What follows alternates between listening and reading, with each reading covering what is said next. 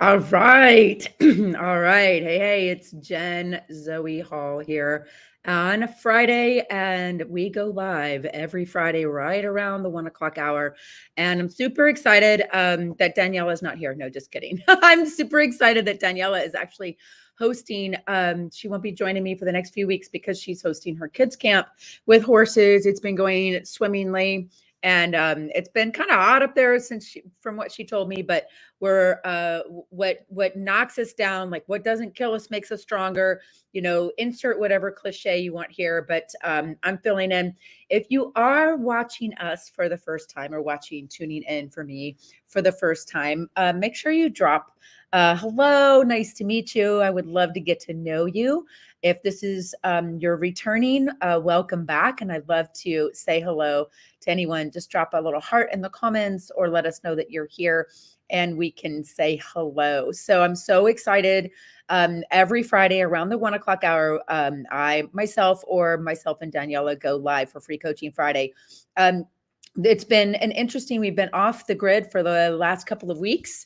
And so last week I had COVID and it was a really severe case, you guys. I mean, not much puts me in the dirt, but I was out legit, like flat out for 10 solid days. So it is a thing. I've tested positive for the first time, although I'm pretty sure I had it last year when I went to New York. So apparently when I go to New York, I get COVID.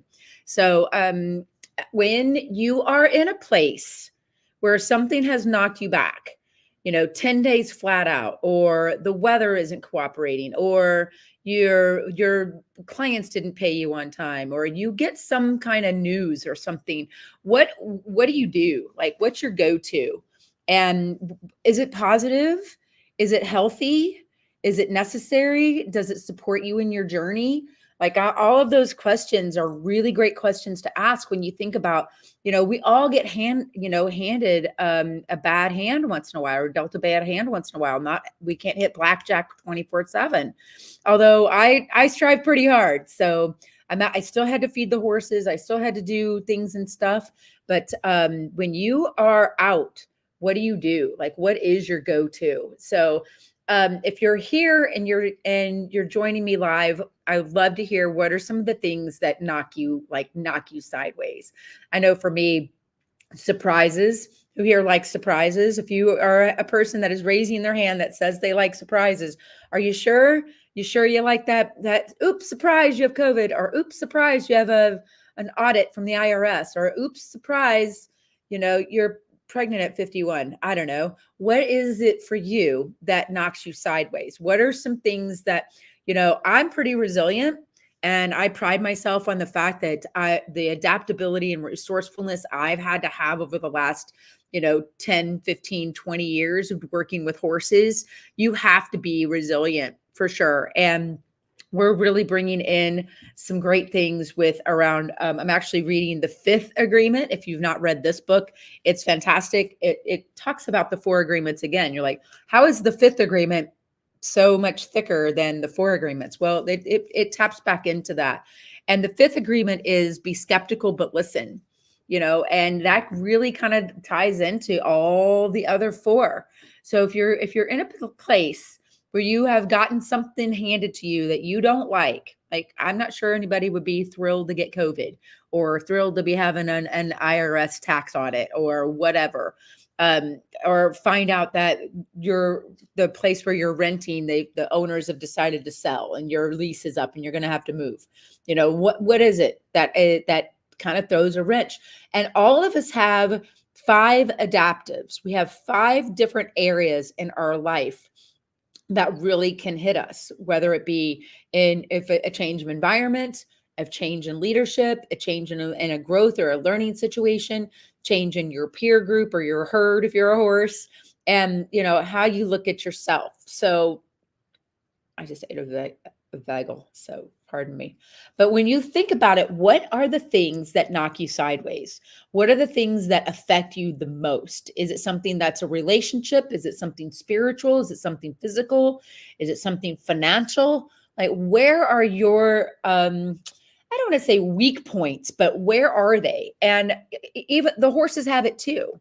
And that's the journey of self-discovery is so impactful when you start thinking about what is it that are knocks you out of alignment. What is it that I like most things don't phase me, but man, this one thing, like that's my kryptonite, right?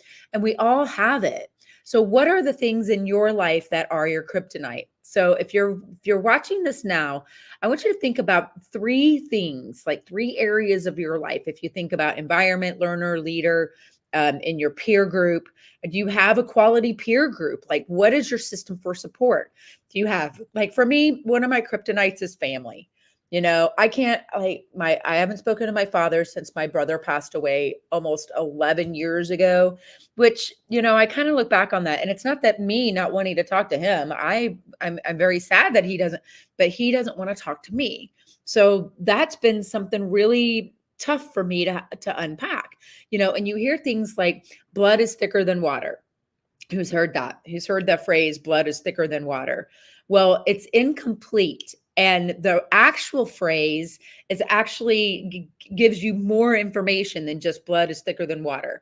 Like, you'll always be my brother, you'll always be my dad, but you won't always be my friend, right? Friends can actually, but why do we have well, because you're my blood, we have this attachment in a different way than if you are just looking at it from a relationship standpoint, right? And we put so much weight and value on the blood family. But let me tell you, the statement is incomplete. The actual statement is the blood of my brethren that fought alongside me is thicker than the water of the womb. That's the full statement. So when you look at that, it's like, what are you looking at in your life that actually knocks you sideways? And what is your kryptonite? So I had to become immune to the kryptonite I was facing with the fact that my father won't speak to me and he won't even allow me to see my mom. My mom is very ill. She's got Parkinson's and a lot of other, health ailments that really make it tough for her to get out and do things on her own. But I lean into certain aspects of that because of a book called The Body Says No. And it's written by Dr. Gabor Mate. I'm not sure how to pronounce his last name. It's either Mate or Mate. I'm going with Mate. And he talks about when you don't have boundaries, when you don't know how to say no, when things hit you sideways and you can't rise up and stay aligned in a healthy space, things happen. Your body is saying no, right? I had to go feed the horses, so fine. But when I had COVID, my body was saying no to messaging people on Facebook, all of the things that going to the, I didn't go to yoga. I didn't go to the gym. I didn't get out in public. I slept because my body was saying no to everything else. And it happens cumulatively as well. So if you go for long enough without having strong boundaries, it's going to show up in your body. It's going to show up. Oh, here we go. I wonder if it does it like this. Hey, look at that. Because when you keep saying yes, when your body is saying no, your body is going to tell you. It's going to have that cumulative effect. And you're going to wake up one day with a mass on your spleen, or you're going to wake up one day with a friend of mine just discovered she has Epstein-Barr, and and a lot of autoimmune diseases and Crohn's and colitis and MS, and Parkinson's would be in that, rheumatoid arthritis. Like, all of these things a lot of times are a culmination of our body saying no and our desire to please, ego, social pressure, self pressure. I realized when over the last 10 days, I was who here puts too much pressure on themselves? If you're joining me, let me know. I would love to hear from you. Who puts too much pressure on themselves? I know I do. And I realized I was putting so much pressure on myself that my body was like, I'm out. I'm out. So your body will say no if you don't learn to. Hey, Franklin, thanks for joining in. When do you not say no? when you should be saying no? And what are the things that knock you sideways, that put you in a space where you're like, I am not, this is out of alignment for me. So I did a juice cleanse while I had COVID. I ate in the beginning, I ate whatever was in front of me. I didn't care. I wanted Cocoa Pebbles, I wanted mashed potatoes, I wanted 7-Up, I wanted Twizzlers, I wanted all the stuff that my mom fed me when I was a kid, chicken, who remember Campbell's chicken soup in a can, like that kind of stuff. And in the beginning, and then I was like, my body was going, man, I need other stuff. So listening to your body and listening to yourself when things are hitting you sideways, like really lean into that. And what are the areas that hit you the worst? Like, where is your kryptonite? That's your exercise. If you're watching this, what are the 3 areas, or what are 3 things that you're like, you know what, when that happens, I can't, I'm out. Right. And I know for me, when something bad happens to my horses, when something goes sideways with the client, which is super rare, or if I have to move my home one more time. And that's a big piece. So there are several stressors out there. There's 5 main ones, married, divorced, birth of a child, death of a family, death of a loved one, new career or loss of career, and moving geographically. And I have moved and moved and moved so many times trying to find home for my horses that, like, that's one that is the bane of my existence. So I'm really looking hard to figure out ways to put this into place where I don't have to move anymore. So I can be here and stable with my stables, with my horses in the stables, in a stable environment, right? So environment is a tricky one for me, right? And what is it for you? Because your home should be your sanctuary. Your home should be a place where you don't have stress. If you come home to a stressful home environment, that's a tough place to be, because, we spend most of our time at work. We spend 8-10 hours a day, either traveling to work, being at work, or thinking about work, or traveling home from work. If you work a regular 9-to-5 job, you spend such a large amount of your time devoted to that. So when you come home, what do you think? You think that it's a good idea for your home environment to be stressful, or family issues, or it's untidy? Hire a maid. You can't afford a maid, hire a maid anyway. Figure out a way to do these things so you don't feel so stressed. And whatever they are, triage that in a way that you can give yourself the space to have the peace that you need. And guess what? Uh, Simon Sinek has written a book. It's called Leaders Eat Last. And I have not read the book, but the title alone, I get where he's coming from. Like, your team, you have to put your team's needs ahead of your own. But I also feel like it's super important that you're not pouring from an empty cup. So what drains you and what fills you up? What out of the 5 adaptives, out of your environment, if you have a bad boss, or a bad leader, a bad teacher, a bad mentor, when you have a different learning environment, are you learning a new position? Do you have a learning curve that's very steep for you? What are the ways that you feel like that you're just like, I can't, like that one, that's my kryptonite?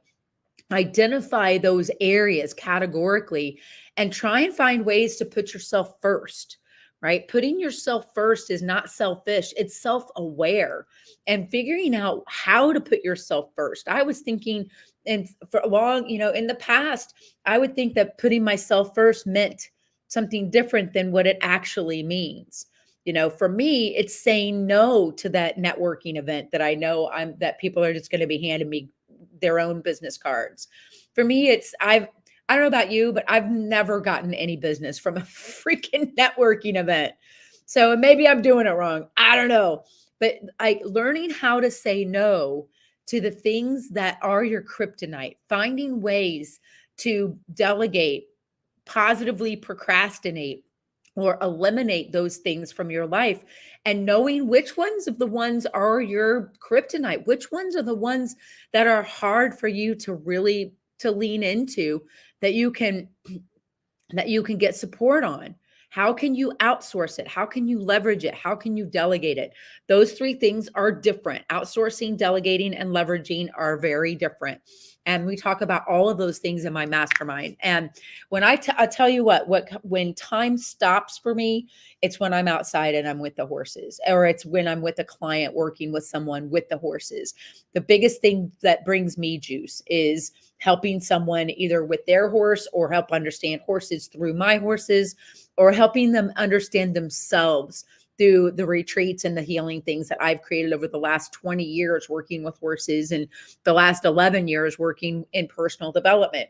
So where are those? Self-discovery and knowing who you are, and really having strong awareness about what knocks you sideways and how to mitigate it, how to be aware of it, how to see it coming, so you can just put that birthday candle out before it's a big raging forest fire, and all you have is a couple little baby squirt guns, right? So how do you kill that monster while it's little? But and I'll tell you, the number one way is to have unbelievable level of self-awareness, and an unbelievable way of reforming the story that you tell, so that awareness leads you down the path of alignment. I went to Whole Foods today and grocery store, and like stocked up. Today was like the first day I got off property, and wasn't like, oh God, I'm still feel like terrible. So I went and I got all of this amazing food, right? But it was really, and here I'm drinking, part of my juice is I have this organic spicy lemonade, and boy, is it spicy. But I know it's fueling my body. And I know right now that my body needs all the extra fuel it can get, so I can what? I can perform for you guys. I have to go trim a horse's feet this afternoon. I have to prepare for an event tomorrow. I have like all of these things, right, that I need to do. But putting them into a place where you are saying yes to the things you want to say yes to, and no to the things that you don't want to say yes to. When you say no, your body thanks you. When you say no to something that takes you, that would have taken you out of alignment, your body sighs a big sigh of relief, because when you're on the fence about, yeah, and I really don't know, should I go, should I stay, should I invest, should I not? When you're on that fence, you start experiencing something called decision fatigue. And that, what they say, when one door closes, another one opens, but it sure is hell in the hallway. What they mean by that is that indecision about which door to take, which side of the fence to be on, how to be that decisiveness and say no. So, and you'll know it when you start identifying these things, like those three things I asked you to do, like those three things, when you can do that, when you can put yourself in a position and go, I know myself, and I know that this is a good thing for me and this is not a good thing for me, and you start getting really clear about how to make decisions quickly. I think one of the most annoying things for me is someone that is like, that hems and haws. Now, there's a difference between the hem and the haw, like being indecisive, and being contemplative and discerning.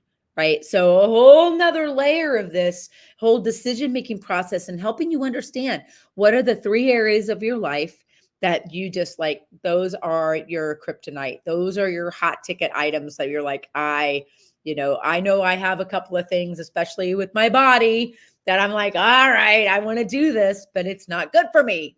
Eat the apple, not the cake, right? Drink the water, not the vodka, right? Whatever it is. But putting yourself in a position where you have a really tough time making decisions, you get tired, your brain is weighing over here. It's like doing a split test. You guys ever do split tests in your funnels? Like, it's like doing a split test. It splits all your brain over here. It's going, what about this? What about that? The little angel on your shoulder. What over here? The other angel on your shoulder. And you have all of these calories burning. Just decide and go with it. The faster you can make a decision, the better off you're going to be. And the way you can make confident decisions faster is understanding the 5 adaptives, the 3 areas of your life that you have the hardest time. What are your kryptonite? And what are some things that you can do to either delegate, leverage, outsource, or eliminate, right? or positively procrastinate.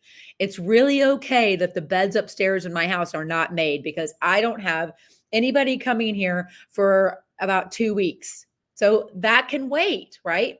Just as, but Dante's hooves, I'm going to go trim his hooves this afternoon, right? That can't wait because it's timely. So figuring out what needs to happen in the flow of time, the 3 areas that are your key weak points, the 5 adaptives, and like really figuring out who you are at your core is going to be one of the most powerful things you can actually learn and discover. And believe it or not, and here's my sales pitch for the minute, you can learn that by interacting with horses, because they are a pure reflection of how you show up. And one of the best ways I've ever learned about myself is how I interact with horses. And over the past 20 years, honing that and facilitating that into and cultivating that into something where you can now come and experience horses in a way that tells you about who you are, what your belief system is, how things make you feel, in such a way that you know how to say no, you know how to be decisive quickly, and you know how to be in alignment with who you are. Because horses and humans are meant to be together. We only about 1 out of 9 people have access to horses. There's 9 million horses in this country.